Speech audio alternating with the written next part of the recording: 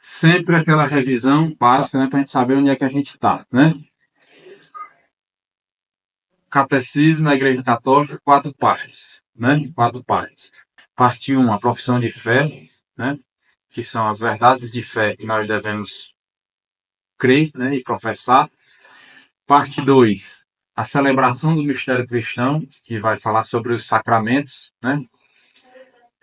Parte 3, a vida em Cristo, quer dizer, que é a parte moral mesmo, né? A partir dos 10 mandamentos, o catecismo vai desenrolar e desenvolver a vida moral, né? Regida pela igreja e pelo ensinamento da nossa fé, né?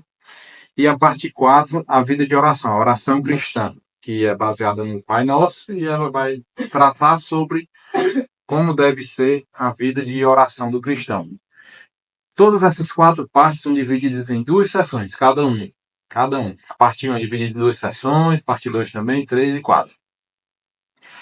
A parte 1, que é a que a gente está, é dividida em 2 sessões. A primeira sessão, eu creio, nós cremos. Nós já vimos tudo isso, né? Que é aquela parte que o homem é capaz de Deus, que o homem tem sede de Deus. Em seguida, que Deus se revelou, né? Através da Sagrada Escritura, das profecias e toda aquela história toda, até a plenitude dos tempos, quando Jesus Cristo veio. E o final dessa sessão fala da nossa resposta. Quer dizer, o homem é capaz de Deus, Deus se revelou e agora nós devemos dar uma resposta a isso. Creio ou não creio, cara, né? E esse finalzinho da sessão primeira, da primeira parte, trata disso, né? Da fé, como se traduz a fé, como é que deve ser entendida e como nós devemos manifestar essa nossa fé. Aí sim entra a segunda parte, a segunda sessão dessa primeira parte, que que é o símbolo da fé, né? Que são através do credo, né? Que é dividido em 12 artigos, vai falar de um por um, né? E essa segunda sessão, além assim, é uma divisão em 3 partes, né? Que é a parte do credo, se a gente for ver, ela é dividida em 3 partes. O creio em Deus Pai, primeira parte. Creio em Deus Filho, né? Jesus Cristo, nome por Filho, nosso Senhor e tal, etc. E creio no Espírito Santo, terceira parte. Creio no Espírito Santo e em tudo que decorre dele, né? Creio no Espírito Santo, a Santa Igreja Católica, a Igreja Católica decorre do Espírito derramado sobre os apóstolos e seus sucessores, né? Na comunhão dos santos, a comunhão dos santos está presente aonde? Dentro da igreja, que foi fundada pelo Espírito Santo. A remissão dos pecados, né? Que são bens, a remissão dos pecados através da confissão, é um bem distribuído pela igreja, com base na autoridade conferida pelo Espírito Santo e, claro, em comunhão com as outras 2 pessoas da Santíssima Trindade. E assim sucessivamente, né? A remissão dos pecados, a ressurreição da carne, né? E tudo que decorre da fundação em si da igreja através da vinda do Espírito Santo. Então, essa segunda sessão é dividida nesses três capítulos, né? Creio em Deus Pai, creio em Deus Filho, creio em Deus Espírito Santo. Nós estamos no primeiro capítulo dessa sessão 2 da primeira parte. É bem assim, parece como é que é? Um código de leis, né? Assim, negócio, primeira parte, segunda sessão da primeira parte, primeiro capítulo da segunda sessão da primeira parte. É aqui que nós estamos, né? É bom eu gosto sempre de fazer essa pequena revisão aqui, porque vai entrando nem que não queira na cabeça. Para mim entra, né? Porque eu fico fazendo isso aqui, esse exercício para preparar essas histórias aqui, então facilita muito. E o capítulo 1, né, que é onde a gente está, creio em Deus Pai, creio em Deus Pai Todo-Poderoso, Criador do céu e da terra. Ponto. Né? Só aí nós temos 7 parágrafos. Né? Creio, né, em Deus Pai Todo-Poderoso, Criador do céu e da terra. E dentro do céu e da terra está incluído o homem. Né? Porque o homem, criador do céu, ou seja, das realidades invisíveis, espirituais, criador do céu e da terra. A terra é a criação material, dentre as quais está a obra mais importante da criação, que é o homem, a criação do homem. E tem o sétimo parágrafo ainda, que é sobre a queda. Ou seja, por que o homem, essa criatura, a única que foi querida por si só, né, por Deus, com tantos benefícios, como a gente vai ver já já, caiu, né, e pecou e nos transmitiu esse estado de pecado original. Né? Então é bem extenso, né? Essa primeira, quer dizer, o primeiro capítulo, né? O primeiro artigo desse capítulo, o creio em Deus Pai Todo-Poderoso, Criador do céu e da terra, já traz esse monte de coisas, né? Que a gente está quase terminando. Nós já vimos essa parte do creio, né? Creio em Deus Pai Todo-Poderoso, Criador do céu e da terra, a gente já viu tudo isso. E hoje nós chegamos ao parágrafo 6, né? Que trata especificamente da criação do homem, dentro da criação da terra, né? Da criação material. E aí nós chegamos, né, no parágrafo 6 do homem, que começa no parágrafo do catecismo número 355. Não é isso? 355, né? Então a gente começa aqui a nossa leitura de da mesma forma, né? Sempre que alguém quiser interromper e tudo, a gente está, né? Dá uma paradinha aí. O 355 diz assim: Deus criou o ser humano à sua imagem, criou a imagem de Deus. Ele o criou homem e mulher. Gênesis capítulo 1, versículo 27. O homem ocupa um lugar único na criação e é a imagem de Deus. Na sua própria natureza, une o mundo espiritual e o mundo material. Foi criado homem e mulher, Deus estabeleceu na sua amizade. Quer dizer, são essas quatro coisas que esse parágrafo 6 vai tratar, né? Que o homem ocupa um lugar único, diferente de todas as outras coisas na criação, todos os animais, todos os vegetais, os ambientes, ecossistemas, tudo. O homem tem uma dignidade específica e maior do que todas essas outras coisas, que na sua própria natureza une o mundo espiritual e material, né? A gente já viu muitas vezes isso aqui, mas o catecismo vai clarear isso aí para nós, que foi criado homem e mulher, está explícito lá, né, nas Sagradas Escrituras, né? E que Deus estabeleceu na sua amizade. 356. De todas as criaturas visíveis, só o homem é capaz de conhecer e amar seu Criador. É a única criatura sobre a terra que Deus quis por si mesmo. Só ele, o homem, é chamado a partilhar, pelo conhecimento e pelo amor, a vida de Deus. Com este fim foi criado. E tal é a razão fundamental da sua dignidade. É uma citação, né?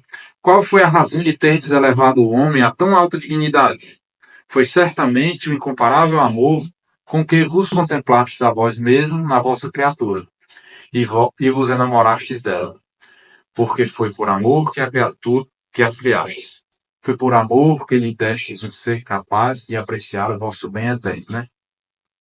Então, assim, se a gente observar bem, sempre a gente tem que estar com a nossa inteligência atenta a essas coisas. Por exemplo, lá no comecinho, né? Só ele é chamado a partilhar pelo conhecimento e pelo amor, né? Então o autor aqui do Catecismo está chamando a atenção que o homem é capaz de conhecer e amar a Deus, é o único, né, capaz. Por quê? Porque tem essas duas faculdades, né, que é a inteligência e a vontade, né? Nossa inteligência nos mostra uma verdade e a nossa vontade, iluminada por essa verdade, tende a gente, né, nos leva a buscar esse bem, né? Então, sempre mostrando isso, que o homem tem uma diferença, né? Uma parte superior que a gente vai ver melhor, vai ser bem explicado aqui, em relação a todos os outros animais e tudo, né? Dos animais mais inteligentes que sim, inteligentes assim, né? Que essa palavra não pode ser atribuída ipsilíteres, né? Aos animais, né? Os animais têm habilidades, têm faculdade, imaginação rudimentar, né? Tem uma memória ali muito rudimentar também, mas inteligência de fato e saber perscrutar e olhar uma coisa por vários lados e descobrir verdades sobre aquilo, os animais não têm, né? Então vamos em frente. 357. Porque é a imagem de Deus, o indivíduo humano possui uma dignidade de pessoa. Ele não é somente alguma coisa, mas alguém. É capaz de se conhecer, de se possuir e de livremente se dar e entrar em comunhão com outras pessoas. E é chamado pela graça a uma aliança com seu Criador, a dar-lhe uma resposta de fé e amor que mais ninguém pode dar em seu lugar, né? Isso aí remonta ao começo do catecismo que a gente viu, né? É capaz de conhecer e amar a Deus, é chamado pela graça a uma aliança, né? Porque Deus se revelou, e é chamado a dar-lhe uma resposta de fé e amor, né? Fé e amor são as duas virtudes teologais, né? Fé e a caridade, que é o amor, né? Que a fé, junto com ilumina a esperança, vai sendo retroalimentada pela fé, né? Eu acredito, então eu tenho esperança de que eu vou alcançar aquilo ali. Tudo isso tendendo para a caridade, que é a virtude teologal superior. Mas só mostrando isso aqui, que o catecismo é muito didático e sempre remontando às origens e dizendo de outras formas a mesma coisa que ele já falou desde o início, né? 358. Deus tudo criou para o homem, mas o homem foi criado para servir e amar a Deus, e para lhe oferecer toda a criação. Outra citação, né? Qual é, pois, o ser que vai chegar à existência rodeado de tal consideração? É o homem, grande e admirável figura vivente, mais precioso aos olhos de Deus que toda a criação. É o homem para quem existe o céu e a terra, e o mar, e a totalidade da criação, e a cuja salvação Deus deu tanta importância que por ele nem ao seu próprio filho poupou, porque Deus não desiste de tudo realizar para fazer subir o homem até si e fazê-lo sentar à sua direita. Né? Voltando um pouquinho no 357, né, quando ele fala aqui de que o indivíduo humano possui dignidade de pessoa. Né? Pessoa é uma definição, né, definição filosófica, né, que ele diz lá, a substância individual de natureza espiritual. Quer dizer, tudo que existe aí tem substância, que é união de forma e matéria, né? Então, assim, cachorro tem forma e matéria, uma pedra tem forma e matéria, isso é questão filosófica, né? E os cachorros são individuais. Cada cachorro é um cachorro em si mesmo, né? Diferente dos outros. Então, eles são substâncias individuais, iguais às pessoas, até aqui, né? Mas de natureza espiritual, quer dizer, as pessoas têm essas faculdades superiores, inteligência, vontade e capacidade de reconhecer a presença e a existência de Deus. E em reconhecendo essa existência, você tem de responder alguma coisa a isso. Ou aceitar, né, e viver conforme os mandamentos de Deus, ou negar, né, que é o pecado. Que é o que foi feito, aconteceu desde o primeiro, do início, e deixou essa marca em nós, né? Então, assim, só quem tem dignidade de pessoa somos nós, seres humanos, para cima, né? Os anjos também são pessoas, porque eles são indivíduos separados uns dos outros, não são. Tem 10 anjos, os 10 anjos são iguais, não. Cada um é uma pessoa diferente. E é tanto que a gente pode se relacionar com eles, né? Com nossos anjos da guarda, São Miguel Arcanjo, né? São Gabriel e tudo mais. Então, são pessoas individuais. E tem também os anjos também têm essas mesmas faculdades que nós, né? Inteligência e vontade, muito superiores a nós, né? Muito superiores a nós. Eles sabem que Deus existe e ou aceitam servir a Deus, né, e dar glória a Deus, ou negam, que foi o que os anjos decaídos fizeram, né? Sabendo de tudo, decidiram negar, né? Então, nós somos pessoas, os anjos são pessoas, e as três pessoas da Santíssima Trindade, né? Em perfeição máxima, né? Então, abaixo de nós, na escala da criação, não existe pessoa. Então, assim, para a tristeza da atualidade, né? De muitas pessoas atualmente, né? Os cachorrinhos não são pessoas, os gatos, né? As samambaias, que a turma conversa com as samambaias, aí não sei aonde, não são pessoas. Né? Você pode ter um apreço, uma coisa ali, alguns manifestam algumas reações de emocionais, né? Que o cachorro pode manifestar uma alegria porque você o alimenta e você chegou e ele tem aquela manifestação ali que às vezes parece com alguma coisa que um ser inteligente faz, mas a gente sabe que se for analisar de própria afinidade não é, né? Então a gente segue, né? 359. Na realidade, só no mistério do Verbo encarnado é que verdadeiramente se esclarece o mistério do homem, né? São Paulo ensina-nos que dois homens estão na origem do gênero humano, Adão e Cristo. O primeiro Adão, diz ele, foi criado como um ser humano que recebeu a vida. Recebeu a vida, né? O segundo é um ser espiritual que dá a vida, né? Então ele está comparando aqui Jesus com Adão, né? Adão foi tirado simbolicamente, né? O livro do Gênesis é um livro simbólico, né? Foi tirado do pó da terra, isso significa que ele tem a questão material, né? Mas estava lá, sem vida, até que Deus soprou nas narinas o espírito da vida, né? Então, Adão recebeu a vida como um presente. E o segundo, que é Cristo, né? É um ser espiritual, né? Porque Deus é espírito puro, que desceu, se encarnou, mas desceu não perdendo a sua divindade, né? E por nós deu a sua vida. Então, Adão recebeu e Jesus a deu para a remissão dos pecados, né? O primeiro foi criado pelo segundo, de quem recebeu a alma que o faz viver. Olha só, né? O cristianismo tem essa série de paradoxos, né? Que tem um autor, o Chesterton, que ele tem um livro chamado Ortodoxia, que tem um capítulo, o quinto capítulo desse livro, que se chama Os Paradoxos do Cristianismo, que é uma das coisas mais interessantes que eu já li na minha vida. Que ele vai dizer como é que pode, né, uma religião, né, uma religião como o cristianismo, sobreviver em cima de coisas tão diferentes e contraditórias. Como, por exemplo, Maria foi mãe e virgem, né? Jesus é Deus e homem, né? Tem que me explicar isso aí. A mesma religião que é o cristianismo prega as famílias numerosas, famílias fecundas, numerosas, muitos filhos, e prega o celibato para os seus pastores, né, os seus padres, né? E ele vai mostrando todos esses extremos que formam essa harmonia tão bonita do cristianismo, né? E ele diz aqui, ele está mostrando isso aqui, né? Que o primeiro foi criado pelo segundo, né? Quer dizer, Adão foi criado por Jesus.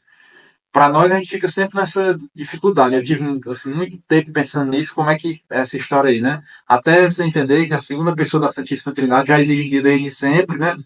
E um belo dia ela se tornou uma pessoa. E a partir daquele dia ali, né? Sei lá, 25 de março do ano zero, né? Que não é, depois calcularam, parece que é ano menos 3, mais ou menos.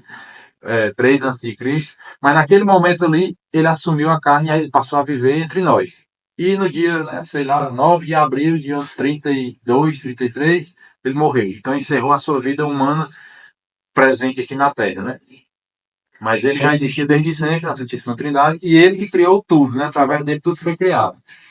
Como diz lá no Evangelho de São João, né? Que os primeiros 18 versículos também do Evangelho de São João, no capítulo 1, né? Acho que é o quarto versículo que diz assim: por mim tudo foi criado e nada que foi criado sem mim, né? A sabedoria que está falando, a segunda pessoa da Santíssima Trindade. Então isso é mais um dos paradoxos, né? O primeiro foi criado pelo segundo, de quem recebeu a alma que o fez viver. O segundo Adão, que é Cristo, né? Gravou a sua imagem no primeiro quando o modelou. Por isso veio assumir a sua função e o seu nome, para que não se perdesse aquele que fizera a sua imagem. Primeiro e último Adão, o primeiro desde o princípio, o último não terá fim. Por isso é que o último é verdadeiramente o primeiro, como ele mesmo diz, eu sou o primeiro e o último. Eu acho que tá frio aí para todo mundo, né, ou não? Tá, né? Deixa eu ver aqui se a gente consegue...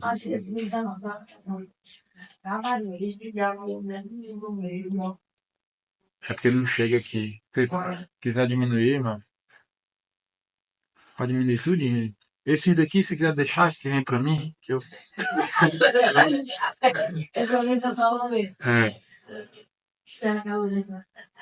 Então aqui, deixa eu ver só... De quem é essa citação aí? Aqui no meu slide que eu não coloquei. É muito parecido com Santo Agostinho. São Pedro de Alcântara, né? São Pedro Crisógono, não é? Crisógono, certo. Ele passou só essas oposições, né? Primeiro, gerou o segundo, né? Olha, isso aqui é interessante. O segundo Adão, que é Jesus, né, gravou a sua imagem no primeiro, quando o modelou. Que é isso que nos, vamos dizer assim, chancela a nossa religião católica a venerar as imagens, né? Basicamente é isso aqui. Porque para os judeus não existia a possibilidade de fazer a imagem, eles podiam nem falar o nome de Deus, né? Nem pronunciar o nome de Deus, eles não podiam, né? E imagens, escultura, nem pensar, né? Tem um grupo de judeus que ainda não pronunciam o nome. Pois é. Aí, só que Jesus, né, Cristo, segunda pessoa da Santíssima Trindade, junto com a Trindade, como a gente viu nos encontros passados, tudo que foi feito por uma das pessoas foi feito por todas as outras duas, né? Ao criar o homem à sua imagem, né, a imagem de Deus, permitiu que a gente tenha agora uma imagem para adorar, porque Cristo deu a sua imagem imperfeita a Adão, né, imperfeito, como a gente vai ver, mas quando ele veio fisicamente, ele veio como um homem perfeito. Então aquele homem em si, e quem conviveu com ele pegou e viu de qual eram os cabelos dele, de qual era a barba, que tamanho era a barba, qual era a altura dele, tudo isso aí era a imagem de Deus, a imagem visível de Deus para nós, que é tão cara, né? Que a nossa religião nos diz que nós temos corpo e espírito, e nós devemos valorizar essas duas dimensões da nossa natureza humana, né? Então ele segue, né? O primeiro teve princípio. Por quê? Porque antes de Deus criar Adão, quando ele estava criando a luz, quando ele estava criando os luzeiros, estava criando os vegetais, separando as águas das terras, separando o céu da terra, tudo, até aquele momento Adão não existia, estava lá, não existia. Um belo momento, Deus decidiu criar Adão. Então ele teve um princípio.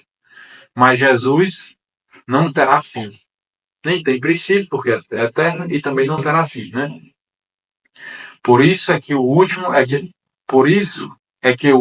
é verdadeiramente o primeiro, como ele mesmo diz, né? Então, já diz, né? Os últimos serão os primeiros, aquela história toda, né? Então, esses paradoxos nos fazem pensar muito na nossa vida, né? Assim, em decisões morais mesmo, né? Cada minuto que a gente está decidindo as nossas condutas, né? 360. Graças à comunidade de origem, o gênero humano forma uma unidade. Deus fez, a partir de um só homem, todo o gênero humano para habitar sobre toda a face da terra. Atos dos Apóstolos. Maravilhosa visão que nos faz contemplar o gênero humano na unidade de sua origem em Deus, na unidade de sua natureza, em todos igualmente integrado de um corpo material e de uma alma espiritual, na unidade do seu fim imediato e da sua missão no mundo, na unidade da sua habitação, a terra, de cujos bens todos os homens, por direito natural, podem servir-se para sustentar e desenvolver a sua vida, e na unidade do seu fim sobrenatural, Deus, para o qual todos devem tender, na unidade dos meios para atingir este fim, na unidade da redenção, para todos levada a cabo por Cristo. Então, aqui, nessa cascata, né, que ele diz aqui, né, que a gente começa lá na unidade de Deus. Deus é um só. Deus é um só. Mas é uma comunidade de três pessoas. O homem foi criado como um só. E a partir desse um só surgiu toda a comunidade humana, né? Então ele está meio que dizendo aqui uma cascata de todos os aspectos de unidade que existem em nós, na natureza humana. E se uma delas faltar, o ser humano vai estar deficiente, né? Então ele vai dizer aqui, na unidade da sua natureza, em todos igualmente integrados no corpo material e uma alma espiritual. Todo ser humano, para a nossa fé católica, tem essa unidade, corpo material, criado pelos pais no momento da união conjugal e da fecundação, pela primeira célula, a junção do espermatozoide com o óvulo da mulher, do homem, do pai e da mãe, quando se juntam e formam um óvulo, né, ali é a origem do corpo material daquele ser humano. E a nossa fé nos informa que naquele momento Deus infunde uma alma naquele ser vivo. A partir dali, é um ser humano complexo, que apenas cronologicamente ainda não chegou ao seu estado de desenvolvimento máximo. Vai seguir a sua vida dentro dos percalços que todos nós temos, né? Na unidade do seu fim imediato e a sua missão no mundo. O fim imediato é o que a gente deve fazer a cada momento, né? Quer dizer, se alimentar, se nutrir, interagir com os outros, viver a nossa vida com a nossa missão no mundo, como ele diz aqui, né? A nossa vocação. Cada um de nós tem que descobrir. Na unidade de sua habitação, a terra, né? Quer dizer, né? Até hoje o pessoal tem pelejado aí para descobrir gente em outro canto e não aparece. Aparece. Aparece um... Hoje o celular, todo mundo tem um celular melhor do mundo, né? Mas quando vão filmar um disco voador, parece que as câmeras não prestam, aquelas imagens tremidas, né? Então, não presta, né? Mas não acho. Estão pelejando, não acho, certo? A nossa habitação é a terra. Todos nós estamos aqui. E de cujos bens todos os homens, por direito natural, podem servir-se para sustentar e desenvolver a vida, né? Então, Deus nos deu a criação toda para o nosso dispor, né? Para que nós cuidássemos e dominássemos, né? Então, assim, mas o próprio catecismo vai dizer que a gente deve fazer isso mediante o uso da razão, né? E não dispor de forma irracional ou deturpada, né? E na unidade do seu fim sobrenatural, que é Deus, né? Então, assim, nós temos nosso princípio em Deus e o nosso fim é atingir novamente a Deus, né? Para o qual todos devemos tender, né? Aí outra unidade aqui. Na unidade dos meios para atingir esse fim. Quer dizer, como é que a gente vai atingir a nossa união com Deus? Através dos mandamentos e dos ensinamentos que o próprio Deus nos deu.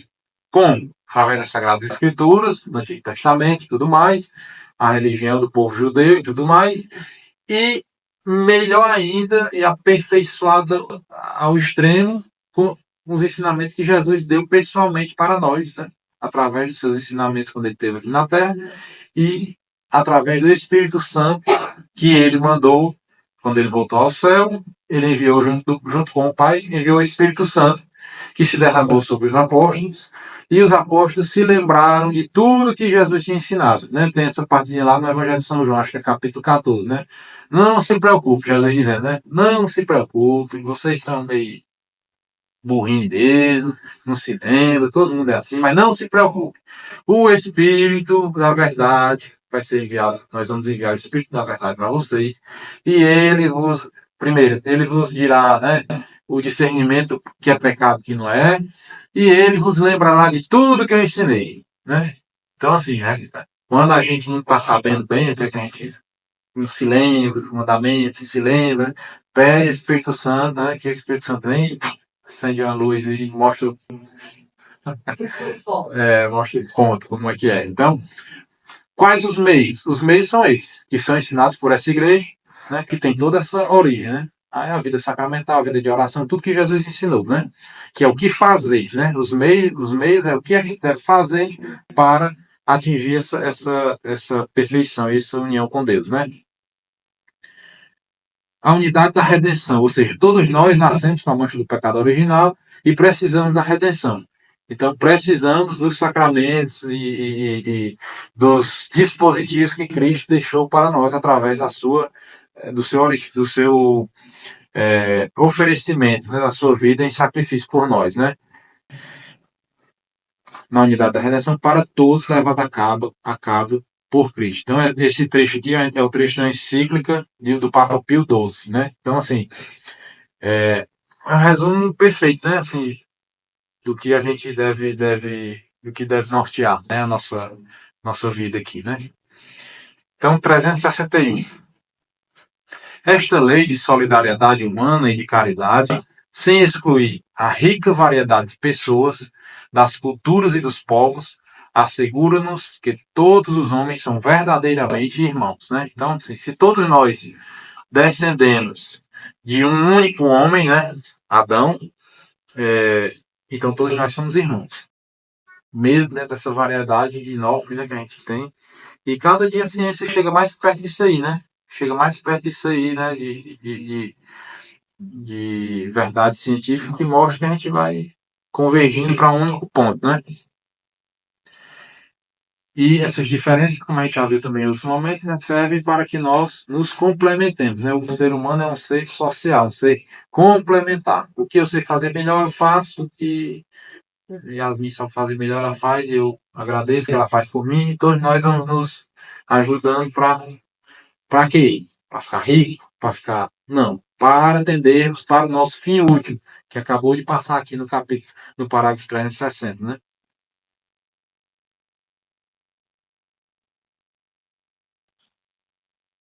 362, né? A unidade de corpo e alma. A pessoa humana, criada à imagem de Deus, é um ser ao mesmo tempo corporal e espiritual. A narrativa bíblica exprime esta realidade numa linguagem simbólica, quando afirma que Deus formou o homem com o pó da terra, insuflou-lhe pelas narinas um sopro de vida, e o homem tornou-se um ser vivo, um ser vivente. O homem, no seu ser total, foi, portanto, querido por Deus, né? Querido por Deus. Então, assim, aí ele vai explicar mais essa parte aí de corpo e alma, da união, como é que funciona isso aí. Certo. Aqui, eu só anotei aqui alguns trechos aqui que são reflexões muito boas do livro A Fé Explicada, né, do Léo Tres, que é um livro que eu estou lendo em paralelo com o Catecismo, porque ele traz reflexões bem interessantes, né? Ele para aqui nesse momento e vai fazer uma pequena meditação, como a gente já fez também aqui em alguns momentos, né, da beleza, da complexidade do nosso corpo, né? Consegue? A gente tem uma coisa que a gente já percebe aqui. Aí nós temos um corpo, né? O ser humano é um corpo, todo mundo sabe disso. Corpo físico, material, que nós podemos tocar e tudo mais. E ele vai subindo desde a... Porque na época que não se sabia, não se tinha microscópio, não se sabia se tinha célula, se tinha isso, aquilo, outro, né? Então, hoje a gente sabe que as partes menores, né, são divisíveis em partes menores ainda, né? Que a palavra átomo, por exemplo, né, que até um tempo atrás a menor coisa que existia era o átomo, né? Átomo quer dizer alguma coisa que não pode ser cortada, certo? Tomo é cortar em grego, né? E a é a negação. Então é meio que a coisa menor que pode existir que não pode ser cortada mais, dividida, né? É, mas o átomo pode ser dividido, né? E depois descobrir que tem o núcleo, tem os elétrons, tem os nêutrons, tem os prótons, aí depois não sei o que, as partículas subatômicas, não sei o que, não sei o que, não sei o que, não tem fim, né? E todas essas coisas vão se unindo, aí se formam, né, as nossas células, que as células também têm centenas de partes, cada dia se descobre mais coisas, e os tecidos, e os órgãos, e os sistemas, até formar o corpo todo. E que todas essas mínimas coisas, né, estão em harmonia e se colaboram, né, para o bem do todo. De que todo? Do corpo, né? Então, o coração trabalha para o bem do corpo, não é dele, né? Bom, como ele faz parte do corpo, se ele estiver bem, ele pode dar sua parcela de contribuição. Os pulmões do mesmo jeito, os rins do mesmo jeito, o fígado, o estômago, o cérebro, tudo, né? Então, assim, quando a gente vai vendo, essa máquina perfeita, é muito bem feita, e é uma maravilha mesmo. Cada vez que você estuda, que você descobre o funcionamento do corpo humano, assim, é muito perfeito, né? E aí chega o outro salto, né, que a gente dá. Quer dizer, o nosso corpo, essa perfeição, reflete uma série de perfeições criadas por Deus e queridas por Deus, e a nossa alma, né? Que é mais perfeita ainda que o nosso corpo, né? A nossa alma, que é imortal, a gente vai ver já já, que tem as suas partes também, as suas faculdades, as suas habilidades, as suas formas de operar, muito mais ainda superiores, e ainda mais ela é capaz de se unir a Deus, né? Quer dizer, então assim, se a gente se abestalha, né, com a perfeição do corpo, imagine se a gente passasse a entender e mesmo não entendendo tudo, como a gente não entende tudo nem do corpo, né? Mas a gente faz de tudo para que o nosso corpo esteja bem, né? É, e o que a gente não faria para que essa alma também esteja bem, né? Então, assim, a alma foi feita para o corpo, né? Assim, aí o catecismo vai já começar a dizer isso aí. Não é que tem um corpo e uma alma pregada nele. Não, é uma coisa só, né? A alma, nossa alma, está presente em todas as partes do nosso corpo em perfeição, né? Se o meu dedo aqui está unido ao meu corpo e está vivo e fazendo parte de mim, a minha alma está todinha aqui nele. E é tanto que as coisas que atingem o nosso corpo também atingem a nossa alma, né? Quem já teve uma dor, né, sabe que você não consegue fazer nada com dor, né? Você tem uma dor física, né? Sei lá, eu já tive algumas crises de cálculo renal, que é uma dor insuportável. Ali você está acabado, você não serve mais para nada, né? Você não consegue pensar, você não consegue fazer nada, né? Então, assim, e outros, um paciente com dor crônica, por algum motivo, né? Dor articular, né? Reumatismo e tudo mais. Aquilo ali, fibromialgia e tudo mais. E aquilo ali atinge profundamente a sua alma, né? Favorece depressão, favorece a irritabilidade, favorece muitos sentimentos ruins, né? Se você não souber trabalhar esse sofrimento. Então, assim, isso mostra a íntima união do corpo e da alma. Assim como os problemas da alma também se transmitem para o corpo, né? Então, quem está com depressão, o sistema imunológico cai, adoece, tem gastrite, tem úlcera, a pressão sobe, tudo de ruim acontece também, né? Assim como as coisas boas, né? Quando você está bem, espiritualmente bem, mentalmente bem, o seu corpo tende também a estar bem imunologicamente e tudo vai melhor, né? Então, assim, esses detalhes fazem a gente a pensar nisso, né? Dessa união tão íntima, que é que se fosse uma coisa separada, você conseguiria separar totalmente. Não, eu estou com uma dor aqui, mas estou com cálculo renal, mas eu consigo trabalhar normal, eu consigo. Né? E não é assim, né? Não é. Quando o nosso corpo está mal, a gente está aniquilado junto com ele, né? E o nosso corpo também, a nossa pessoa humana, né? Nós temos a nossa parte em comum com os animais, né? Temos tudo que os animais têm, nós comemos, nós precisamos beber água, nós temos as nossas necessidades fisiológicas, nós temos os nossos comportamentos reprodutivos e tudo mais, assim como os animais. Só que nós damos um significado superior a tudo isso, né? Tudo isso. A gente não come como um bicho, como um boi come na tina dele lá, né? O resiste, sei lá o que eles comem lá, né? Não, a gente se senta à mesa, a gente faz a mesa bonita, a gente quer pratos bonitinhos, coisa organizada, a gente faz, a mãe faz aquilo ali com todo amor para unir a família, para ser um momento de união e de conversa, e de sincronia, e de resolução de problemas, e de diálogo e tudo mais. Todos nós sabemos que o momento ali da refeição em comum é um momento de riqueza muito grande na família, né? Todas as nossas comemorações, aniversário, Natal, Réveillon, final de ano, tudo gira em torno de não gira em torno, mas tem um ponto de firmeza na parte da alimentação, né? Então nós conseguimos dar um sentido superior a uma coisa tão básica que é comer. Quando a gente come feito um bicho, nós estamos pecando, é o pecado da gula, né?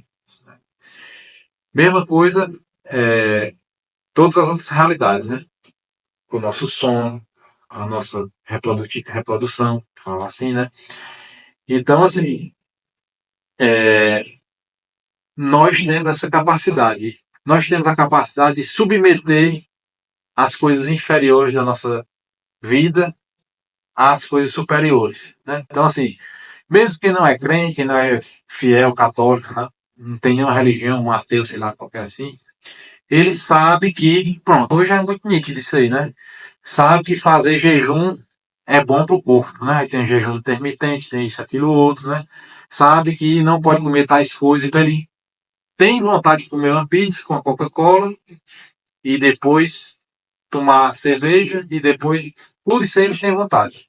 Mas ele sabe que aquilo vai ser prejudicial e não faz. Então eles submeteram uma vontade inferior do seu corpo à sua inteligência, né? Pela vontade, ele diz, não vou fazer isso, né? Ou então, o contrário, é muito ruim ir para academia, fazer exercício e não usar determinadas substâncias e tal, etc. Então, eu vou me obrigar, pela minha inteligência, sabendo que é bom, usar minha vontade, minha força de vontade, e eu vou todo dia para academia para fazer exercício, para poder cuidar bem do meu corpo. E nós que temos fé, nós temos um passo muito acima, né? Então, você faz um jejum de forma espiritual, como na quaresma, você consegue alimentar sua alma de forma muito mais eficiente. Penitência, jejum, tudo isso aí, se você faz com esse espírito de elevar o seu espírito, de submeter, né, o corpo que está corrompido pela mancha do pecado original, então você vai, através do seu espírito, informado pela revelação de Deus, você vai submeter o seu corpo a esse regramento. Né? Então, assim, os bichos não fazem isso. Né? Um bicho não faz jejum. Né? Você botar um prato de ração para um cachorro que está com fome, ele não vai, hoje é sexta-feira, santa, eu não vou, hoje é sexta-feira, eu não vou comer não, começar amanhã. Não tem como, né? Não faz, né? Vai comer até.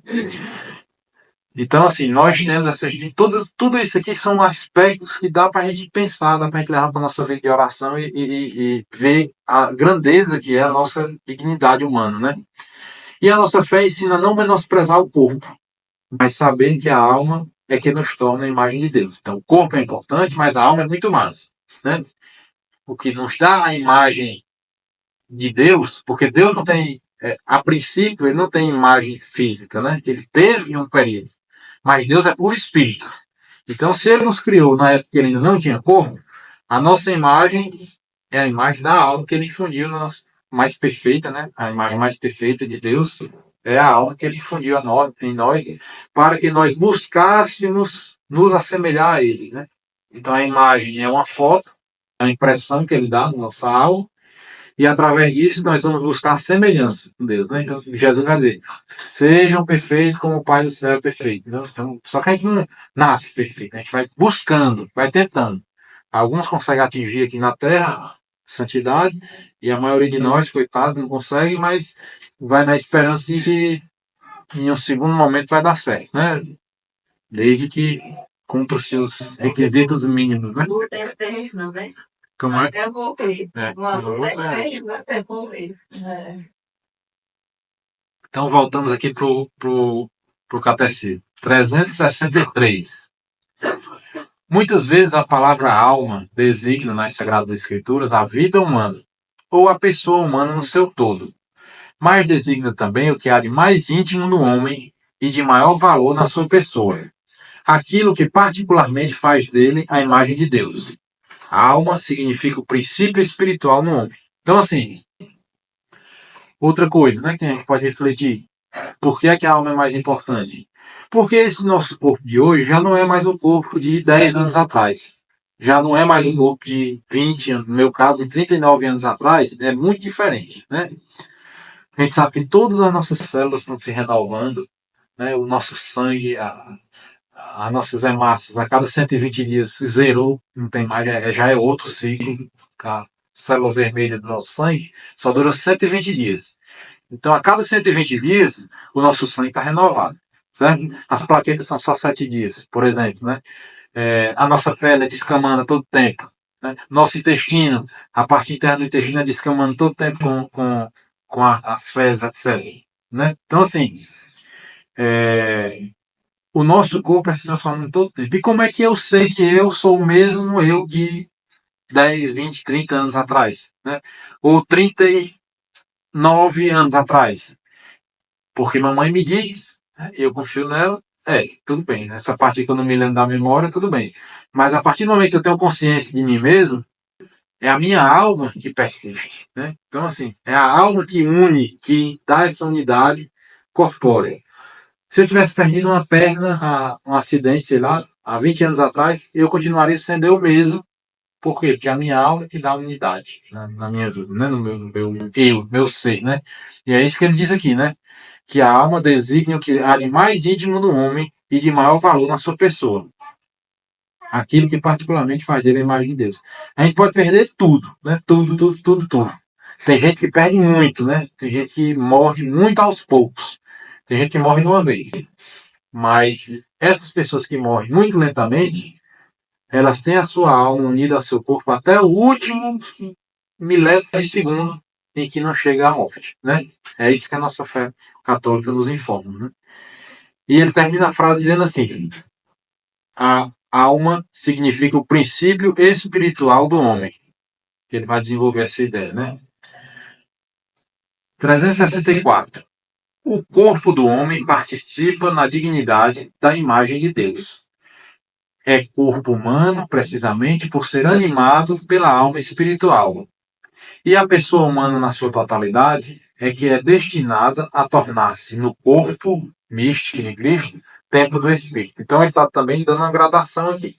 Primeiro, a gente só pode dizer que é corpo humano porque está animado por uma alma espiritual.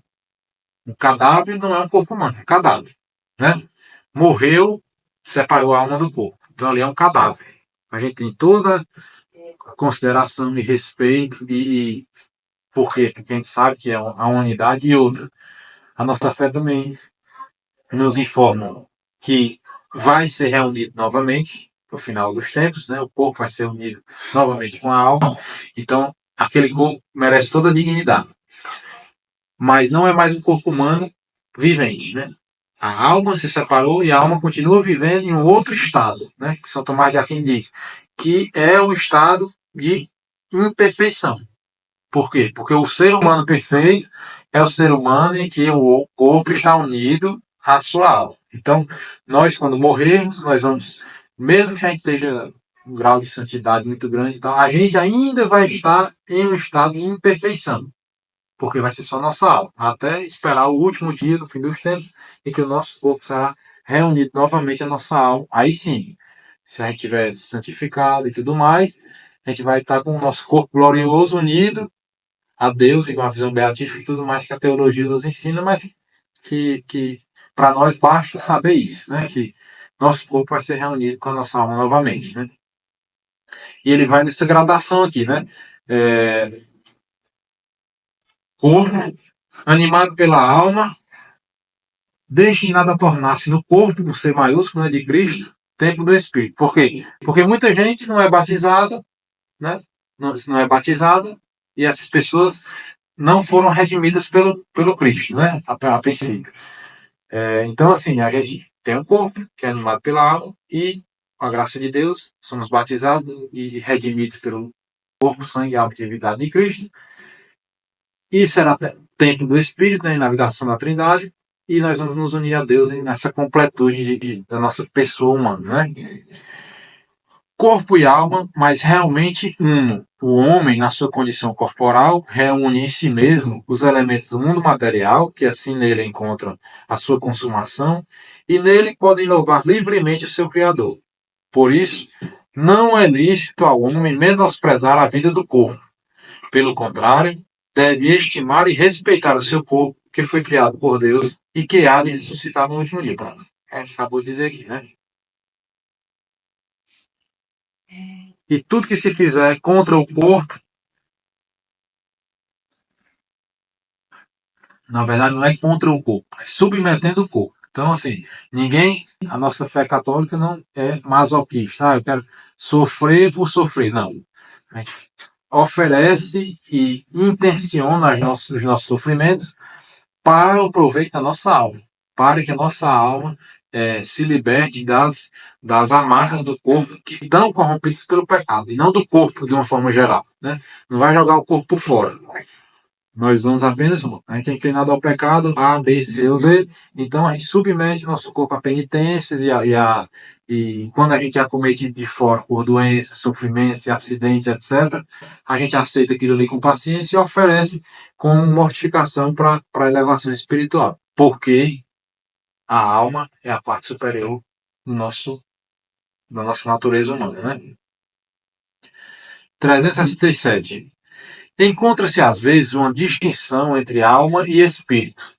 São Paulo, por exemplo, ora para que todo o nosso ser, o espírito, a alma e o corpo, seja guardado sem mancha até a vinda do Senhor.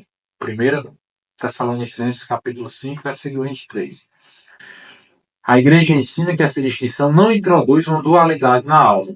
Espírito significa que o homem é ordenado desde a sua criação para o seu fim sobrenatural e que a alma é capaz de ser gratuitamente sobrelevada até a comunhão com Deus. Então, assim, o espírito não é uma coisa a mais, né? Se a gente for ver, o São Paulo disse isso, né? Ele disse isso, o espírito, a alma e o corpo.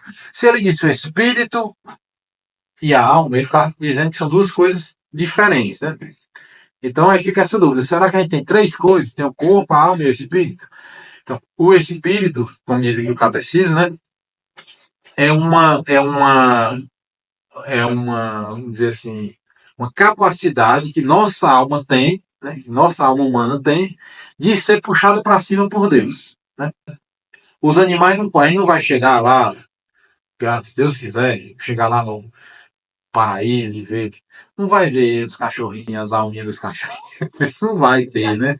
Porque os cachorrinhos, gatinhos, jumentinhos, preazinhos, não tem a alma espiritual. Morreu, se acabou, né, os bichos. Tem uma alma que não é espiritual, porque ela não transcende, né? Ela não tem a capacidade, a alma dele, assim, é uma forma simplória que dá vida a isso, porque todo ser vivo, né, tem alma, só que a dele não é espiritual, não transcende, né? Exatamente. Não é capaz de se relacionar com Deus. É o que chama de alma sensível. Só dá essas habilidades aí, de se alimentar, de se reproduzir, e de se mexer, de se interagir grosseiramente com o seu ambiente ali, né? Ok. E aí eu procurei também que tem outro lugar que a gente sabe muito bem, esse trechozinho, esse versículo, que também dá essa dimensão dessa diferença de alma, porque a alma todo bicho tem, né? Então São Paulo está dizendo aqui, ó, vocês, né? Eu oro, né? São Paulo ora para que todo o nosso ser, né? O nosso corpo, né? A nossa alma, que a gente também tem com os bichos, né? A gente se alimenta, a gente, né, se reproduz e tudo mais. E o seu espírito, e o nosso espírito, quer dizer, a nossa parte que se relaciona com Deus, seja guardada sem mancha até a vinda do Senhor. Quer dizer, está dizendo aqui para nós não mancharmos a nosso ser com o pecado, né?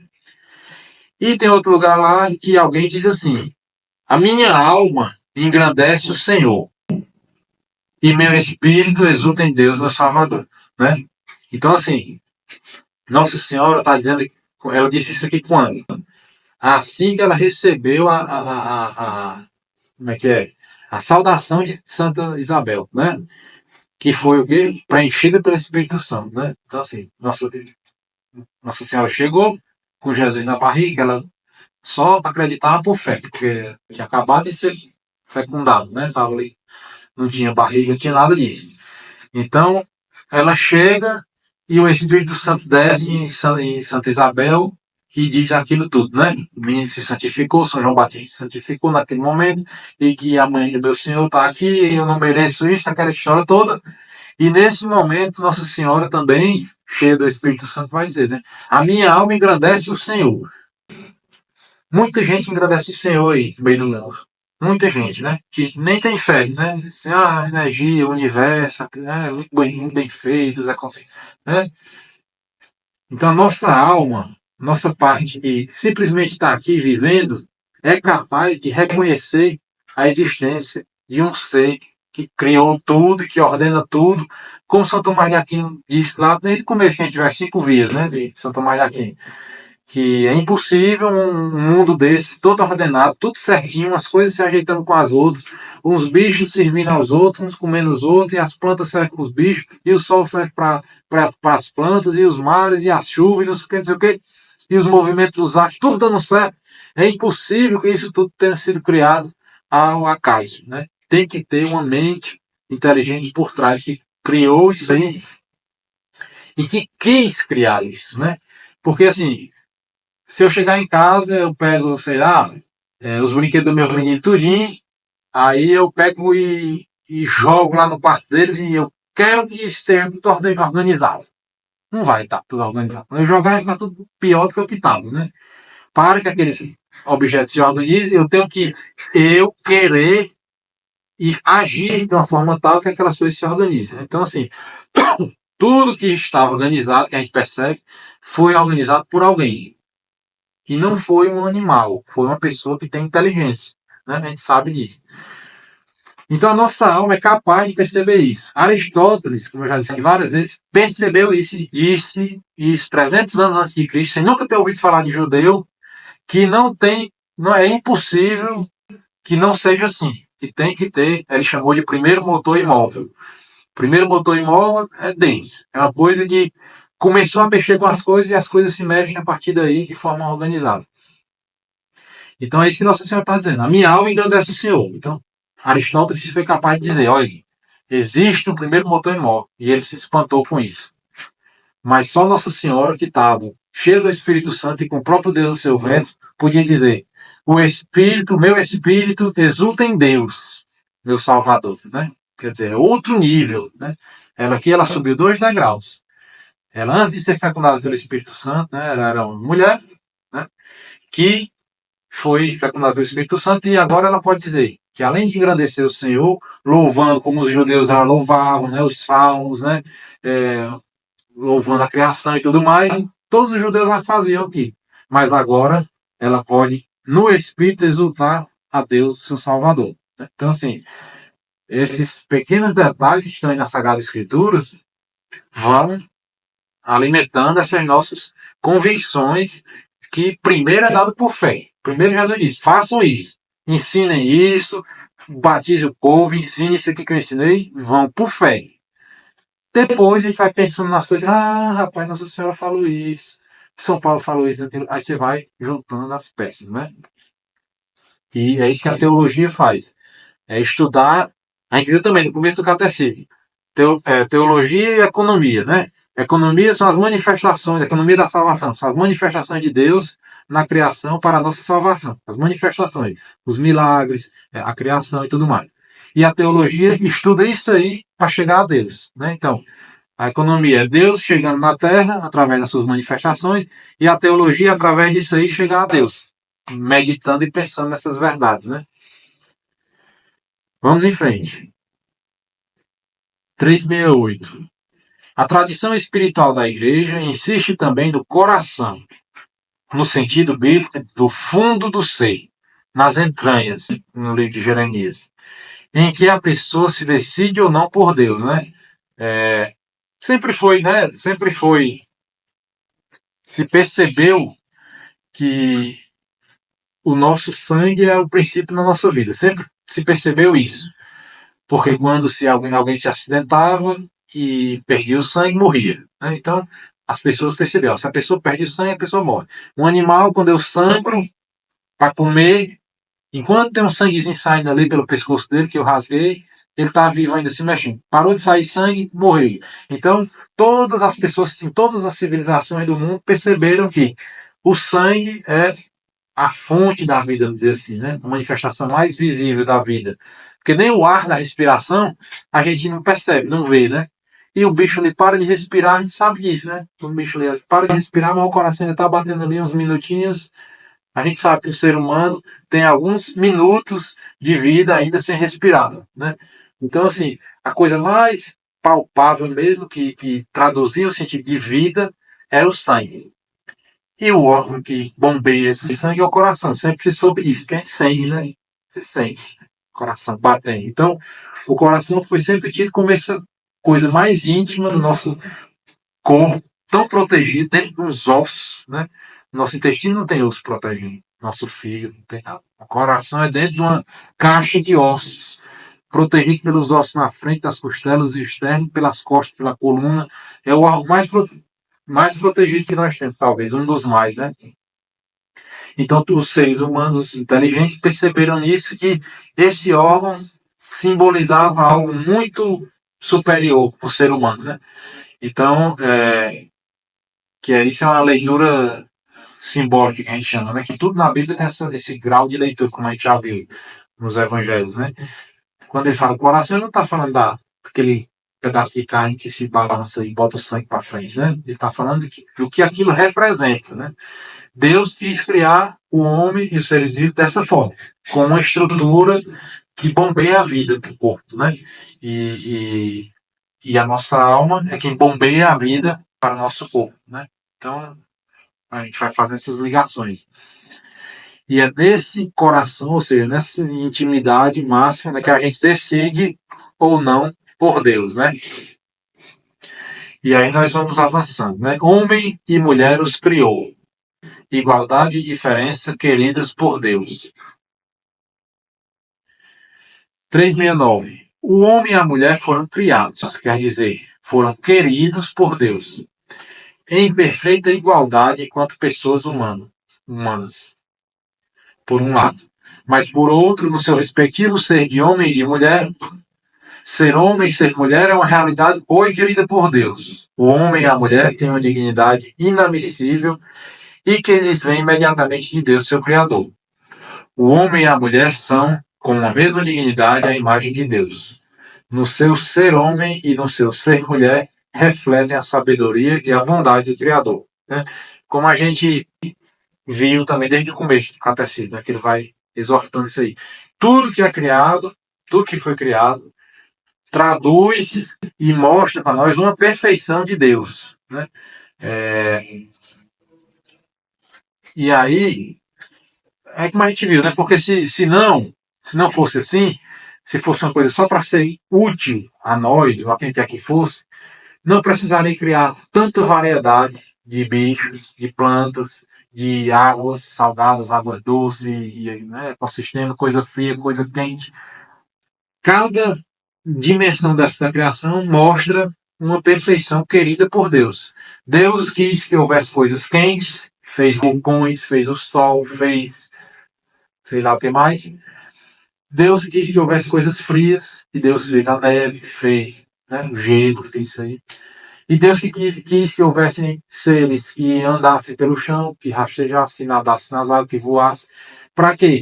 Para que a gente, olhando para isso aí, a gente saiba que existem todas as perfeições dentro de Deus, o ser de Deus, né? E no homem da mesma forma, né? No homem da mesma forma. Então, tudo que está escrito na natureza do ser humano traduz uma perfeição querida por Deus. E Deus quis fazer homem e mulher, né? Homem e mulher.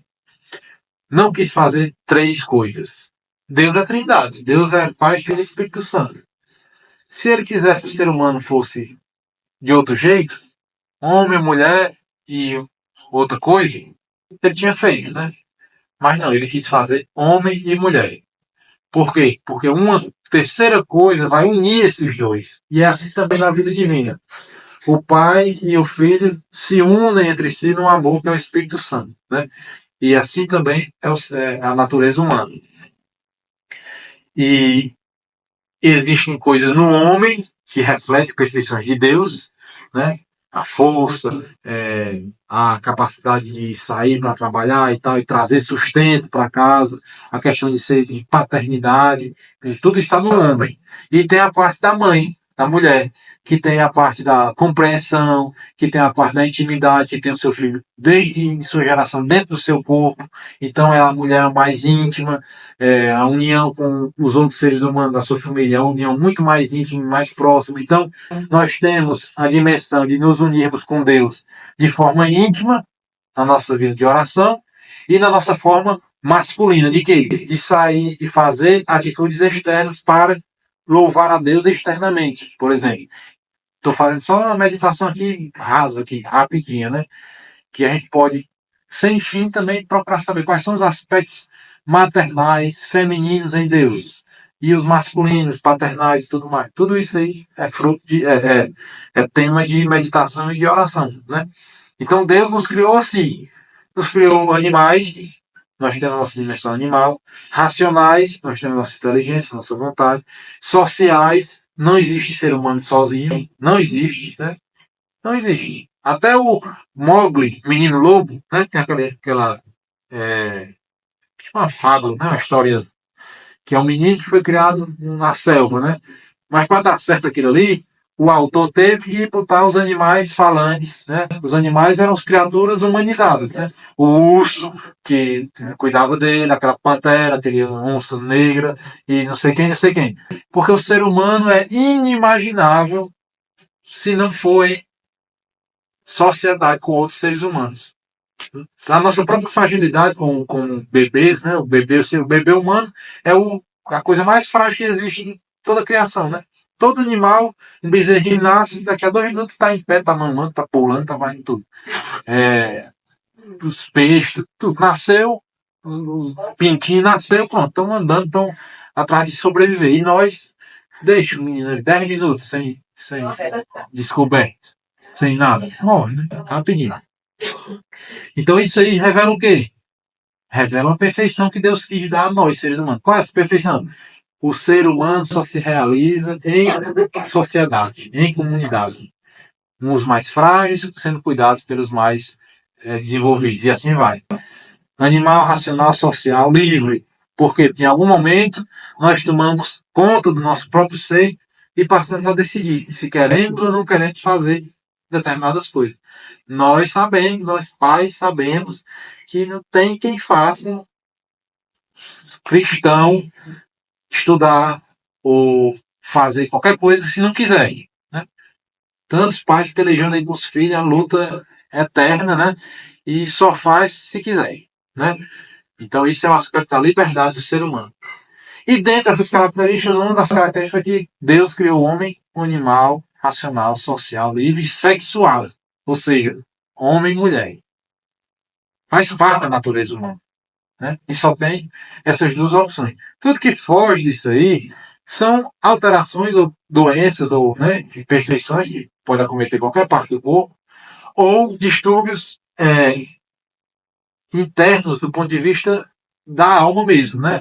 Esses distúrbios psiquiátricos e que a pessoa não se identifica com o seu corpo e tudo mais, ou não se identifica nem como ser humano, quer virar um bicho, ou um anda como cavalo, outro imita, quer virar um gato, outro quer virar não sei o quê.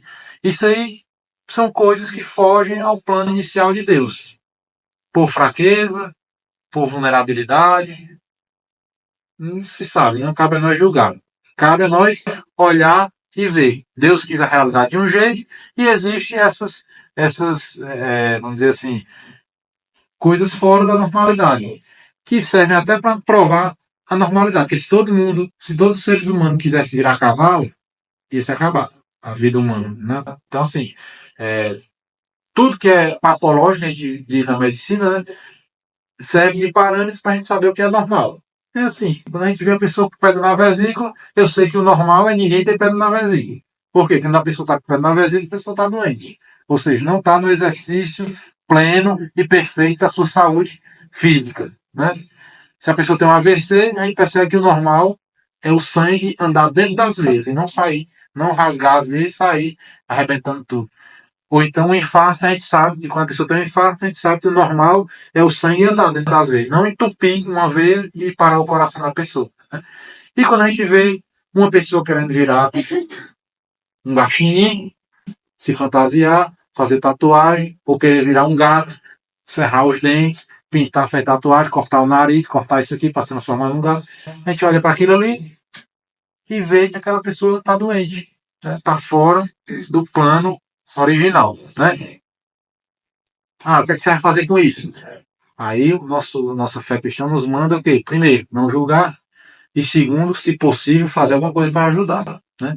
Por caridade, tentar resgatar aquela pessoa da forma que possa ser feito. Né? É isso que a nossa fé cristã nos orienta, né?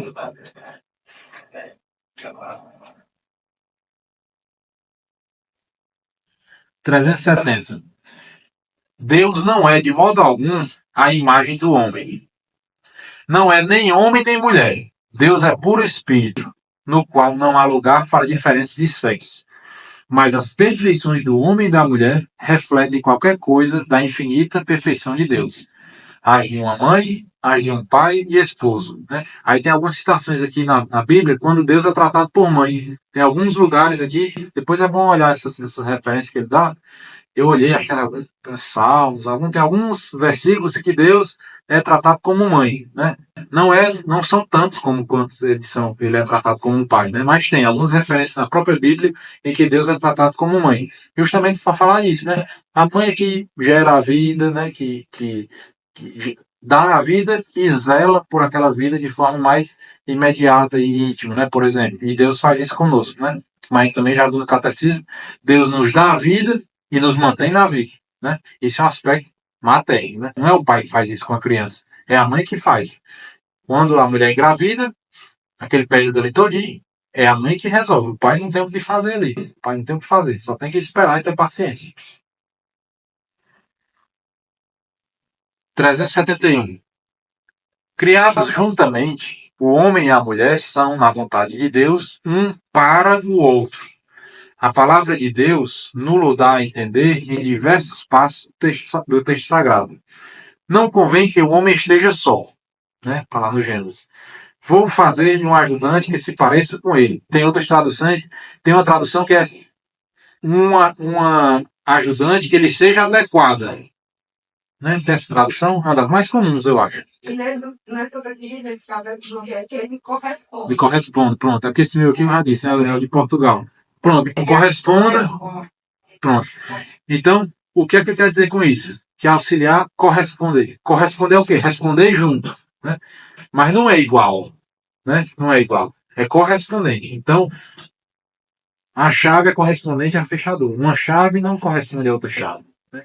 Duas chaves não abrem nenhuma porta. Uma chave abre uma fechadura. Né? E assim, a complementariedade, isso aqui não é uma complementariedade só física, que é visível aos nossos olhos, fisicamente, mas quando a gente passa a pensar nisso, principalmente quem tem uma vida conjugal, sua esposa e tudo mais, a gente sabe perfeitamente que tem coisas que só a mulher consegue fazer, tem coisas que só o homem consegue fazer, e tem coisas que é o conjunto que tem que fazer, né? E quando um está fraquejando, o outro vem e puxa para cima, e é assim que dá certas coisas. Por isso que ele diz aqui, o homem e a mulher são na vontade de Deus um para o outro. Não é um por cima do outro, né? Está escrito aqui, né? Para o outro. Um para o outro é que um serve para andar junto com o outro, né? Um auxiliando o outro, correspondendo, né? Como dizia a tradução. A mulher que Deus molda da costela tirada de... Peraí, falta uma frase aqui, né? Nenhum dos animais pode ser este par do homem, né? Por quê? Porque no momento da narração lá do Gênesis, se a gente for ver lá, tá lá. Deus criou os animais, disse o quê? Adão, você vai nomear todos esses animais. Aí Adão começa a nomear, né? Esse é o cavalo, esse é o cachorro, esse é o... Aí termina e Adão não acha nada que sirva para ele. Por quê? Porque tem uma mulher, né? Só tem bicho, animal e tudo mais. E ele fica... E ele percebeu que estava só. O que é se perceber que estava só, né? Quer dizer, aí se revela a natureza do ser humano social. Se você percebe que está só, é porque você sente falta de alguma coisa que lhe corresponda, né? Então, esse é um aspecto indissociável da natureza humana. A sociabilidade, né? Então, nenhum dos animais pode ser este par, ou pode ser este par do homem. A mulher que Deus molda da costela tirada do homem e que apresenta ao homem, provoca da parte deste uma exclamação admirativa de amor e comunhão. É osso dos meus ossos e carne da minha carne. Essa sim, né? Ele diz assim, né? Essa sim é osso dos meus ossos e carne da minha carne. O homem descobre a mulher como um outro eu da mesma humanidade, né? Isso que a gente acabou de ver. E aí é interessante, né? Que eu nem sabia disso, essa parte do Adão, né? Que Adamá quer dizer terra em hebraico, né? Na linguagem lá da Sagrada Escritura. O nome Adão, que é do hebraico, quer dizer a ligação com a terra, né? O homem foi tirado do barro, né? Adamá. E isso aí eu já tinha visto, né? Que Ish em aramaico é homem e mulher é Isha. Né? Por isso que a gente não entende em português quando ele diz lá. E ele chamou de mulher porque ela foi criada do homem. Né? Dizem, o que tem a ver, né? Mulher com homem, o nome, a palavra mulher e homem não tem nada a ver. Mas no original está assim, Ish é homem e Isha é mulher. Então quer dizer que a ligação é muito íntima, né? Como Adão é ligado com a terra, né? 372. O homem e a mulher são feitos um para o outro.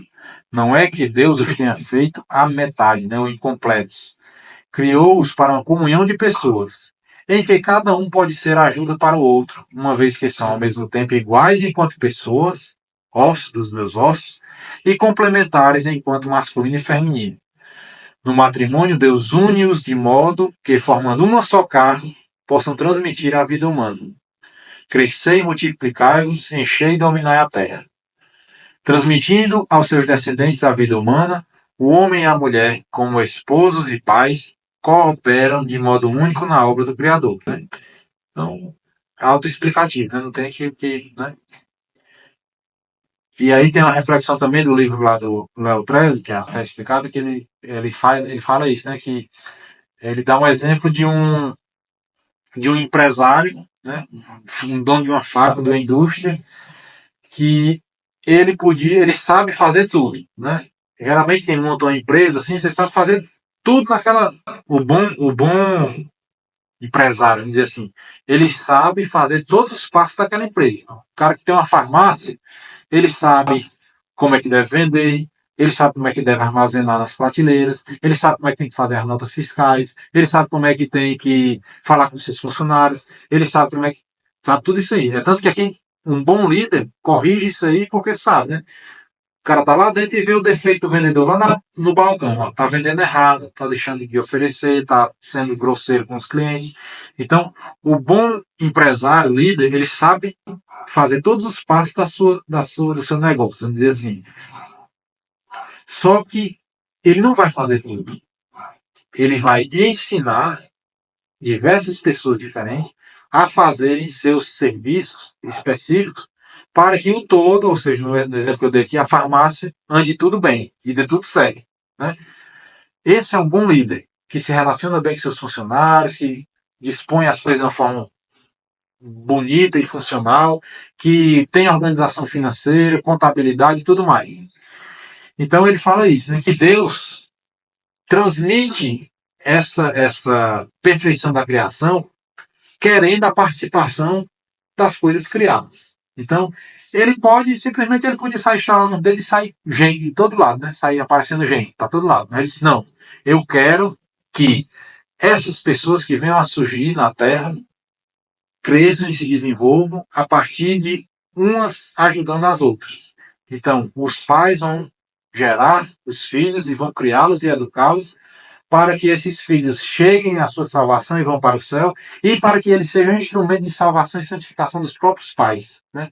A gente sabe muito bem disso, né? Que os filhos, humilhando a gente todo dia, com as nossas incapacidades, nossas fraquezas, eles mostram que a gente tem muito que aprender para poder a gente se santificar. Né? Então, assim, Deus faz seus produtos, entre aspas, ensinando e esperando a colaboração dos seus filhos. Né? É isso que eu achei interessante, essa reflexão lá. 373. Segundo o desígnio de Deus, o homem e a mulher são vocacionados para dominarem a terra, como administradores de Deus. Esta soberania não deve ser uma dominação arbitrária e destruidora. É a mesma coisa, né? No exemplo que a gente deu. Né? Então, assim, a criação está aí como as coisas que o dono da farmácia aí dispõe, né? Os remédios, as prateleiras, ar-condicionado, a estrutura física, papel e tudo mais. Em colaboração com seres humanos iguais a ele em dignidade. Seus funcionários, né? Os clientes. Né? Então, assim, mas se esse dono dessa farmácia for arbitrário, e for ditador, e for desrespeitoso e mal educado com seus funcionários, e botar o preço que ele quiser lá em cima, não quero saber, eu só tenho uma farmácia aqui em tabuleiro, o preço que vai dizer sou eu, um comprimido para dor de cabeça vai ser R$50, e não quero nem saber, quem quiser que compre. Esse negócio não vai dar certo. Não vai dar certo. Então tá aqui. Você tem que ser um administrador de Deus. Né? Deus nos deu a criação para nós dominarmos do ponto de vista de administrar de forma racional. Né? Essa soberania não deve ser uma dominação arbitrária e destruidora. A imagem do Criador, que ama tudo que existe, o homem e a mulher são chamados a participar da providência divina em relação às outras criaturas. Daí a sua responsabilidade para com o mundo que Deus lhes confiou. Que é o centro, isso aqui é o centro daquela encíclica que a gente, naquela semana que a gente teve os documentos do Papa Francisco, aquela encíclica que o Padre Diogo explicou, né, Laudato Si, o centro daquela encíclica é isso, né? É a relação que o homem tem que ter consigo mesmo, né, com seus semelhantes, os homens, com Deus e com a criação. O homem está incluído nesse ambiente aí. O homem tem que se relacionar bem com a criação, consigo mesmo e com Deus, para poder atingir a sua perfeição. Se houver falha em algum desses 3 pontos, está desordenado e está tendendo ao fracasso. Então você vê, temas controversos hoje em dia, né? Ecologismo, não sei o que e tal. Tudo isso já é abordado pela nossa Igreja Católica de 2000 anos, com a máxima sabedoria possível. Por quê? Porque a gente não visa cuidar do meio ambiente para enriquecer, a gente não visa cuidar do ambiente para aparecer, para tirar foto no Instagram, ficar preservando as matas e os bichos. A gente cuida da criação, por quê? Porque nós entendemos como uma coisa que Deus nos deu um presente para nós cuidarmos, né? Então, como é que a gente não cuida de um presente dado por uma pessoa querida, né? Se a nossa mãe dá um presente para a gente, ou um grande amigo vai viajar e dá um terço bento por um padre que foi feito aquilo aí, dedicado exclusivamente para aquela pessoa, qual o cuidado a gente não tem com aquilo ali? Objetos pessoais dos nossos avós que se foram, a gente cuida com o maior cuidado para aquilo ali não se acabar. Por quê? Porque tem um sentido superior, um sentido espiritual, né? Então, nós seres humanos temos essa dimensão. E informados pela fé, mais perfeitamente ainda, né? E o catecismo continua, o homem no paraíso, né? Então, como foi a criação do homem antes do pecado original, né? 374. O primeiro homem não só foi criado bom, como também foi constituído no estado de amizade com seu Criador, e de harmonia consigo mesmo e com a criação que o rodeava. A amizade e a harmonia tais que só serão ultrapassadas pela glória da nova criação em Cristo. A Igreja, interpretando de modo autêntico o simbolismo da linguagem bíblica à luz do Novo Testamento e da tradição, ensina que os nossos primeiros pais, Adão e Eva, foram constituídos no estado de santidade e de justiça originais. Esta graça da santidade original era uma participação na vida divina. Ele vai descrever melhor isso aqui e a gente vai ter a oportunidade de comentar. 376. Todas as dimensões da vida do homem eram fortalecidas pela irradiação desta graça. Enquanto permanecesse na intimidade divina, o homem não devia nem morrer nem sofrer. A harmonia interior da pessoa humana, a harmonia entre o homem e a mulher, enfim, a harmonia entre o primeiro casal e toda a criação, constituía o estado dito de justiça ou santidade original. Né? Então, mais uma vez, essas 3 dimensões, né? A amizade com Deus, a harmonia entre o homem e a mulher, ou seja, entre os iguais, e a harmonia entre o primeiro casal e toda a criação. Não havia hostilidade entre hostilidades climáticas ou entre os animais com os seres humanos, etc. Né? Aí, o livro A Fé e o Pecado, ele abre um parênteses que não tem nesse momento do catecismo, que é importante, que ele vai distinguir os dons preternaturais e os dons sobrenaturais, que é o que acontece. O homem tinha como presente de Deus, né? Ele foi criado com sua natureza humana, acrescentada de presentes, dons. É importante que dom é uma palavra que a gente não usa no nosso dia a dia, né? Dom, né? Eu vou lhe dar um dom. Não é da nossa linguagem cotidiana, é presente, né? Deus nos deu de presente presentes preternaturais. Que é isso? São coisas que são além da nossa natureza humana, né?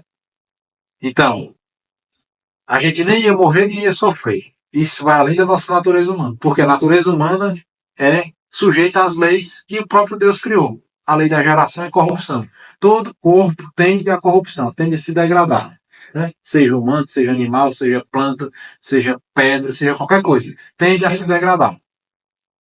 Mas por presente de Deus, o nosso corpo tinha uma harmonia tal que nem sofria, nem tinha dor, nem tinha depressão, nem tinha ansiedade, nem tinha TDAH, nem tinha nada disso, nem autismo, nem nada disso. E nem sentia, nem iria morrer. Por presente de Deus, enquanto tivesse amizade com Deus. Inteligência e vontade claras e sem obstáculos. O homem entendia as coisas com perfeição, sem precisar de ninguém ensinar nem nada. E a vontade dele era clara, sem obstáculo. percebia que era bom louvar a Deus e ele ia e fazia. Percebia que era bom cuidar dos animais de uma determinada forma, ele ia lá e fazia. E assim sucessivamente. Controle das paixões e ausência de conflitos pessoais. Ou seja, Adão e Eva, aqui nesse estado de santidade original, não tinham raiva, não tinham tristeza, não tinham medo. Passava um leão, ai meu Deus, o medo. Não, porque ele sabia que o leão não ia fazer nada com ele, porque a criação estava toda em harmonia. E a ausência da dor e da morte. Né? Isso eram dons preternaturais, ou seja, além da natureza humana. E além disso, Deus também deu presentes sobrenaturais, ou seja, que estão fora da capacidade da natureza humana de ter. Que era o quê? A participação na vida divina, que é o que a gente chama de graça santificante. O homem, por si só e por sua natureza, ao homem é impossível se relacionar com Deus diretamente, se Deus não vier ativamente nos buscar, vamos dizer assim, né? Então, assim, existe uma heresia chamada pelagianismo que dizia que a gente, por nossa própria força, se a gente fizesse tudo direitinho, como Jesus disse, a gente chegava à nossa santidade. E a gente sabe que não, né? A gente sabe que a gente tem a nossa parte, que é a parte da ascese, né? Que é o exercício, ou seja, a luta que a gente faz, e a partir de um determinado ponto, que Santa Teresa chama as quartas moradas, outros teólogos chamam de outras coisas, mas a partir de um determinado ponto, não é nós, não somos nós mais que agimos. É Deus que, por graça, infunde graças abundantes na nossa alma e a gente passa a conseguir amar mais ainda Deus de uma forma que a gente jamais seria capaz sem o auxílio de Deus. E esses são os dons sobrenaturais. Adão e Eva tinham isso, né? Tinham isso. O domínio do mundo, 377. O domínio do mundo que Deus tinha concedido ao homem desde o princípio realizava-se antes de mais no próprio homem como domínio de si. O homem era integrado e ordenado em todo o seu ser, porque livre da tríplice concupiscência, nos olhos da carne do mundo, né, São João vai dizer, que o sujeita aos prazeres do sentido, à ambição dos homens terrenos e à afirmação de si contra os imperativos da razão, né, que é a soberba da vida, né, a concupiscência dos olhos e a concupiscência da carne, né. Sinal da familiaridade com Deus é o fato de Deus o colocar no jardim. Ali vive de o cultivar e guardá-lo. O trabalho não é um castigo, mas a colaboração do homem e da mulher com Deus no aperfeiçoamento da criação visível. Isso que a gente acabou de ver, né? Então, desde sempre, o homem foi chamado ao trabalho. Né?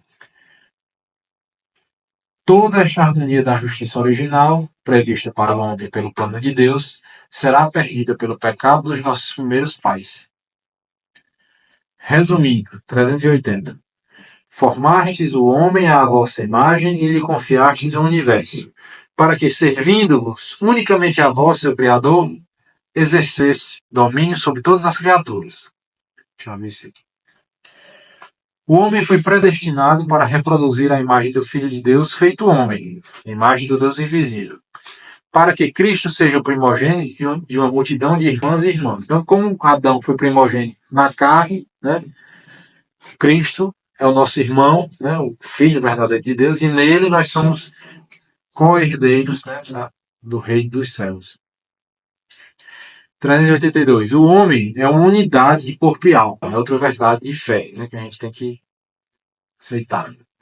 A doutrina da fé afirma que a alma espiritual e imortal foi criada imediatamente por Deus. O que quer dizer imediatamente? Né? Imediatamente não quer dizer que é rápido. Certo? A gente usa essa palavra para esse. Imediatamente é sem a mediação de qualquer outra coisa. Imediato quer dizer isso. Se eu pegar esse celular imediatamente, eu peguei ele mesmo com a minha mão rápido, sem precisar de ninguém. Agora, se eu disser, Maiara, pega esse celular e me dê, por favor, eu estou recebendo o celular imediatamente, né? Mediatamente por outra pessoa. Diretamente por Deus. Pronto, diretamente também quer dizer que não teve intermediários, né? Não teve intermediário, quer dizer que não foi criado a partir de nada, né? A partir do... Foi do nada, que ele criou O ser humano, a alma dele, tira de dentro dele mesmo, sem precisar de nada, sem precisar de tinta, de fumaça, de gás, de nada. Deus cria do nada, né? Deus não criou o homem solitário. Desde a origem, criou-os, homem e mulher. A sociedade dos dois realiza a primeira forma de comunhão entre pessoas. Outra coisa interessante que é importante a gente ter sempre em mente, a diferença, que a gente vê muito isso aqui nas orações, tudo, né? Gerar e criar. Né? São dois verbos que são usados de forma diferente. Deus, luz da luz, Deus verdadeiro, Deus verdadeiro, gerado e não criado, consubstancial ao Pai. Né? Isso aí está no credo, ensino constantinopolitano. Jesus é Deus de Deus, luz da luz, Deus verdadeiro de Deus verdadeiro, gerado e não criado. Gerar é fazer surgir alguma coisa de igual natureza. Deus gera, Deus Pai gera a segunda pessoa da Santíssima Trindade, que é Deus igual a Ele, ou seja, da mesma natureza. Eu e minha mulher nos unimos e geramos outras crianças. Por quê? Porque nossos filhos são da mesma natureza humana de nós pais. Criar é você fazer alguma coisa de natureza diferente de você. Então, eu crio. Existe o verbo criar da forma mais perfeita, que é criar do nada. Deus criou do nada o mundo. Né? Mas o mundo não é igual a Deus. Não é Deus. Então é uma natureza diferente da divina. Os planetas, o mundo, as pessoas, os seres humanos, os animais, são coisas que foram criadas do nada por Deus. E a gente usa o verbo criado de forma imperfeita para dizer, eu criei um quadro, né? Eu criei um carro, eu sou um engenheiro e criei um carro. Bom, eu criei uma coisa que saiu de dentro da minha cabeça, mas é diferente de mim. Não é um ser humano. Então, essa diferença desses dois verbos. Gerar é quando a outra coisa é de igual natureza da primeira. Né? Então, Jesus Cristo, a segunda pessoa da Santíssima Trindade, foi gerado, ou seja, ele é da mesma natureza de Deus Pai. E não foi criado, como a heresia ariana dizia, né? Que Jesus era a criatura primeira e mais perfeita que já existiu. Né? Quando Deus Pai começou a criar a sua, criou logo Jesus. Não é isso que a gente crê, né? Então foi por isso que surgiu essa diferenciação do ponto de vista mais assim, conceitual, né? Filosófico. E agora, 384. A revelação dá-nos a conhecer o estado de santidade e justiça original do homem e da mulher antes do pecado. Da amizade de ambos com Deus derivava a felicidade de sua existência no paraíso. Né? O que é que ele está querendo dizer aqui? Como é que a gente sabe que eles foram criados assim perfeitamente? Bom, a gente sabe por fé, por revelação. Mas a gente tem notícia disso. Por quê? Porque a gente vê que tem pessoas que são praticamente perfeitas em um determinado aspecto da vida. A gente vê assim, rapaz, fulano de tal é muito paciente. A pessoa só pode ser paciente até aquilo ali. A paciência daquela pessoa é perfeita. Certo. Aí outra pessoa a gente conhece, rapaz, aquela pessoa é muito generosa. Ela só pensa nos outros, se doar para os outros. Tá? A generosidade só pode ser perfeita até aquele ponto. Né? A gente sabe que não é perfeito, mas para os nossos olhos aqui. E assim a gente vê pessoas caridosas, pessoas generosas, pessoas liberais, ou seja, pessoas que têm dinheiro e dão dinheiro para causas nobres, pessoas que têm um domínio perfeito da parte da alimentação. Rapaz, fulano de tal, só come o que deve, não tem gula, não sai comendo tudo, não vive comendo, tomando refrigerante, tem um controle perfeito da sua alimentação. O outro tem um controle perfeito da sua ira, nunca se afoba com ninguém. Então, isso nos diz que essas coisas a gente vê como boas, né? Quando a gente vê uma pessoa virtuosa nesse sentido, imediatamente a gente percebe que aquilo ali é bom.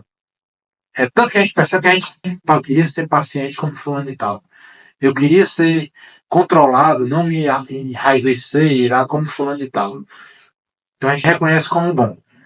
E isso nos diz que essas coisas são mais perfeitas ainda em Deus. Deus, né, foi perfeito em tudo isso aí. Jesus foi perfeito na mansidão, na generosidade, no controle da alimentação, na castidade, tudo isso. E isso nos dá notícia de quê? De que os primeiros homens, se não tivessem pecado, tinham uma vida muito parecida com essas perfeições aí. Então é isso que ele está dizendo aqui. Que a revelação, né? Bom, a revelação é que nos diz mesmo, ó, foi assim. Mas não é uma coisa que é irracional para nós. Não é uma coisa que. É mais difícil a gente crer que Deus se deixou presente na Eucaristia, em corpo, alma, sangue e divindade. É isso que a revelação nos diz também. Mas isso é mais difícil para a gente de aceitar do que Adão e Eva eram perfeitos no paraíso. Por quê? Porque a gente vê as pessoas quase perfeitas aqui em determinados aspectos. Então, nada impede que os primeiros seres humanos que foram criados em amizade com Deus tivessem tudo isso em perfeição. Então, apesar de nada na nossa fé ser incompatível com a razão, tem coisas que são mais, que precisam de um apoio mais forte da fé do que da razão, né? Principalmente as primeiras verdades de fé, né? Santíssima Trindade, Jesus é homem e Deus ao mesmo tempo, 100%, perfeito. Tudo isso aí são coisas que é a revelação que nos diz, né?